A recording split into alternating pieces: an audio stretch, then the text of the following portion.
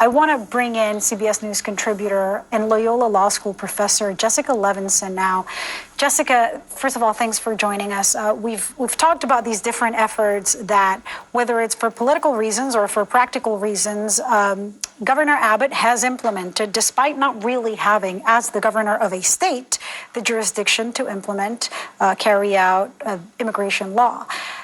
What do you, first of all, talk to us about what this 4-5 decision means, and for how long will the state of Texas, the federal government be allowed to remove this razor wire?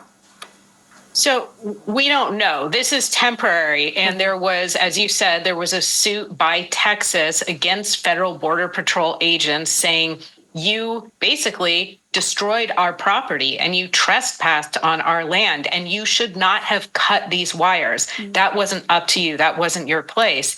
The federal government, in defending that, very interesting matchup between federal power and state power, has said that is absolutely our purview. We have to patrol, as their name suggests, we have to patrol the border.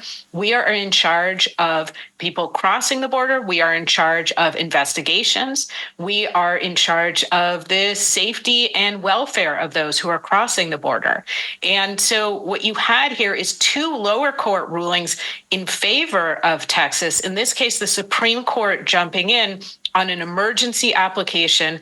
There's no reasoning, as is typically the case for an emergency application, 5-4 with Chief Justice John Roberts and Justice Amy Coney Barrett joining the liberal justices, saying the federal Border Patrol agents can go ahead and in certain circumstances can basically break apart that wire in order to allow people to cross. But as you've been saying, it's also not the end of the story. This case will still be litigated. This is not a decision on the merits. This is a decision based on an emergency application. One thing that comes to mind, Jessica, as I see this decision is, does this provide any kind of indication as to where the Supreme Court might side or what kind of ruling they would land on when it comes to SB 4 reaching the Supreme Court? SB 4, just as a reminder for those who have not been following this, is the law that seeks from the state of Texas to give law enforcement from the state the power, basically, to arrest people for violating immigration laws. As you know, the last time this was established was when Joe Arpaio, the era of Joe Arpaio in Arizona, that established that the law in Arizona seeking to give law enforcement that power was unconstitutional because immigration law is up to the federal government, basically Border Patrol. That was back in 2012. Now we're seeing these disputes happening now. Do you see this small ruling today over the razor wire as giving any kind of hint as to where the Supreme Court might stand when it comes to who has the power to implement immigration law? So potentially, and obviously, we're not talking about just broadly or generally who has the power to implement immigration policy. We know, as you said very clearly, that is within the purview of the federal government. That there are certain battles between the federal government and states, which are separate sovereigns. But we know that when their two policies conflict, there is something in the Constitution called the Supremacy Clause. And the Supremacy Clause says the federal government wins. We also know that there are certain areas, as you pointed out, immigration, where the justices have understood that we need to speak with one voice, that we can't have a patchwork of different laws where you have one way to enter this country in California. There's a different set of laws in Texas. There's some cases where we need national uniformity. Now, this case obviously doesn't generally ask who has the power. It's, as you pointed out, a narrower question about this barbed wire, about Texas's argument that they're going to have to bear the costs of migrants who come into their state. And what we see here, to your question, is this small indication just in the emergency order that there may be an appetite by Chief Justice John Roberts, by Justice Amy Coney Barrett, to say, we think that this is not where Texas can make laws. We think that Texas, or more to the point, is actually thwarting the federal government in their ability to patrol the border. Jessica, I think when I think back at the, I don't know, decade that I've been covering the border and immigration, it used to be that when there was some kind of crisis and states would send their National Guard to basically assist the Border Patrol in doing their job, it was always welcome.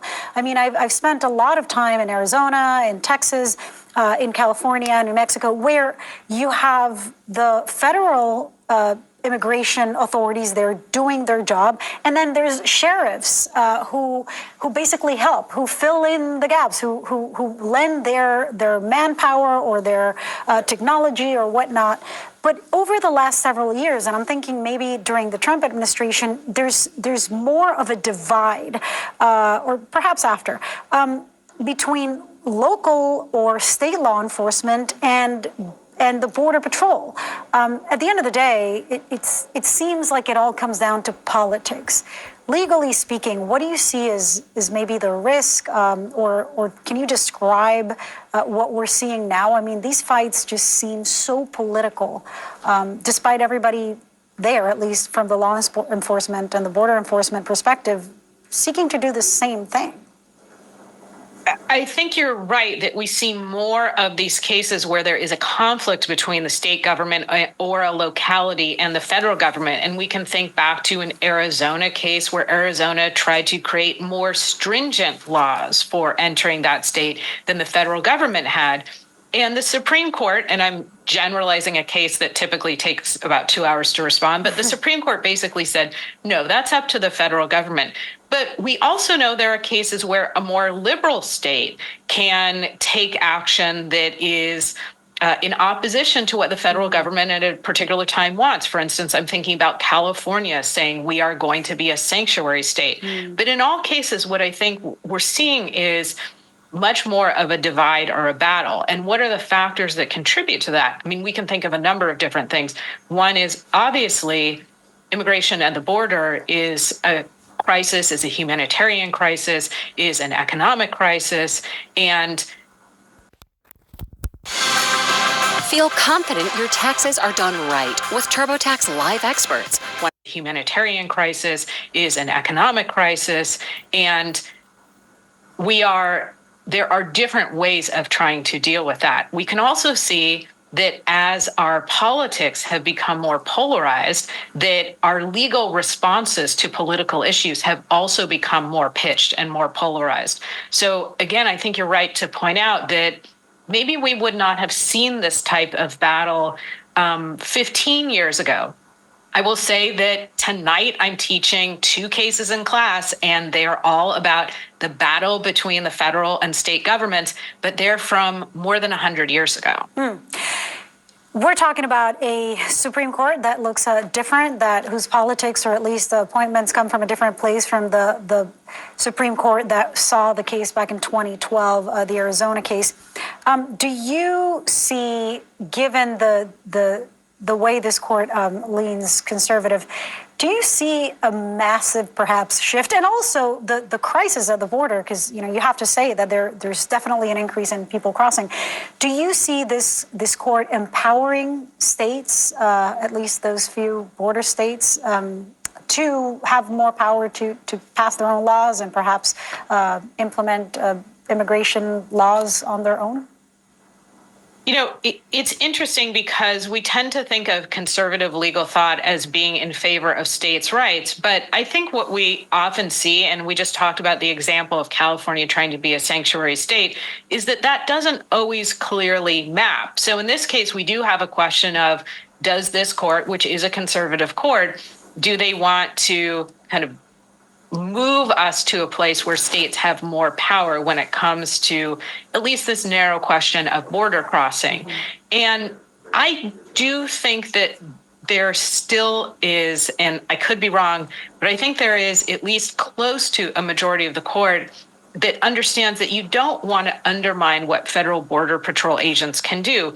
And let's remember that these are agents who work for any administration. They will work for the vast majority of them, Democratic administration and or Republican administration. So it's not so much, do you like the federal government's policy, but it's, do you want federal government agents to have that power?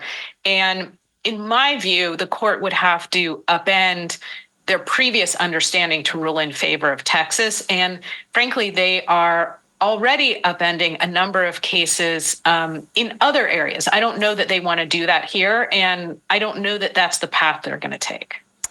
Fascinating. Well, Jessica, thank you. I also want to bring in CBS News chief legal correspondent Jan Crawford, who's joining us on the phone. Jan, thanks for joining us on this short notice right after this ruling. Talk to us a little bit about what took for this ruling. What was this case all about, if you don't mind summarizing it? Well, I think that, as we've seen Texas officials say quite publicly, they're overwhelmed by the number of people going through the border. And so we've got a number of kind of legal clashes with the administration and Congress and various states over trying to bring some control to access to the border. This is one of them. Texas officials installed this concertina razor wire along the border, and then when Border Patrol agents started kind of cutting it and trying to access different parts of the border, Texas officials sued and said that the federal government